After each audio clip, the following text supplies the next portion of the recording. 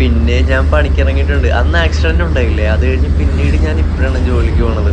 പക്ഷെ എന്താ അറിയത്തില്ല, നമുക്ക് ജോലിക്ക് പോകുമ്പോൾ ഭയങ്കര സന്തോഷമാണല്ലോ.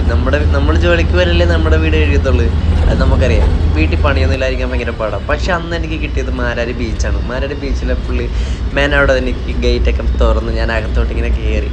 അതോട്ട് കയറിയപ്പോൾ എന്തോ ഭയങ്കര കുളിർമ. പണ്ടത്തെ നമ്മൾ റിസോർട്ടിലോട്ടൊക്കെ കയറുമ്പോൾ ഭയങ്കര ഈ ഓല വെച്ചുള്ള കുടിൽ പോലെ നല്ല തണുപ്പ് പോലെ കാട്ടിലോട്ടൊക്കെ കയറി വരുന്നൊരു വൈബില്ലേ, അതാണ് മാരാരി ബീച്ച്. പക്ഷേ എന്തോ ഒരു നമ്മുടെ മനസ്സിൽ ഭയങ്കര കുളിർമയാണ്, പറഞ്ഞറിയിക്കാൻ പറ്റത്തില്ല. പുല്ലും മറ്റേ പഴയ ഈ പോലെയുള്ള ഓരോ കാര്യങ്ങളൊക്കെ ഇല്ലേ, എനിക്ക് അങ്ങനെ പറയാൻ അറിയത്തില്ല.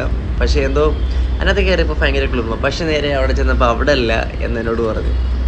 അപ്പോൾ നേരെ വണ്ടി അവിടെ നിന്ന് ഞാൻ നേരെ റിവേഴ്സ് എടുത്ത് നേരെ റിട്ടേൺ വിട്ട്. അവിടെയാ വേറൊരു സ്ഥലത്താന്ന് പറഞ്ഞു. ഗേറ്റ് മാൻ ഇരിക്കുന്ന അവിടെ സ്പോട്ടിലായിരുന്നു പറഞ്ഞു. നേരെ അവിടെ നിന്ന് ഇറങ്ങിയപ്പോൾ നേരെ വണ്ടി എടുത്ത് അങ്ങോട്ട് പോയപ്പോൾ നേരെ ഇങ്ങനെ നോക്കിയപ്പോൾ നേരെ ഇങ്ങനെ ചെന്നപ്പോൾ അവിടെ നമ്മളിങ്ങനെ വന്നപ്പോൾ നേരെ ഞാനിങ്ങനെ നോക്കി പെട്ടെന്ന് എൻ്റെ കണ്ണിലെന്തോ പെട്ട് 2 ഫോറിനേഴ്സ് നിന്ന് ഗെയിം ചെയ്യുന്നത്. അപ്പോൾ ഇങ്ങനെ കുറച്ച് നേരം നോക്കി ഇങ്ങനെ നിന്ന്. എന്താ രസം, നമുക്ക് ചെയ്യാൻ പറ്റത്തില്ല.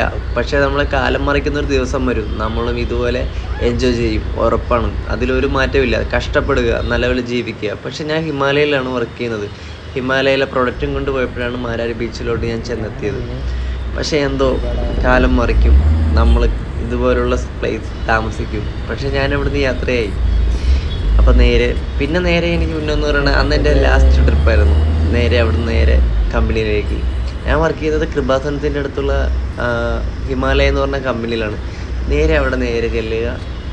അവിടെ ഇപ്പോൾ നമ്മുടെ ഒരു ചേട്ടനുണ്ട്, പ്രായമുണ്ട്.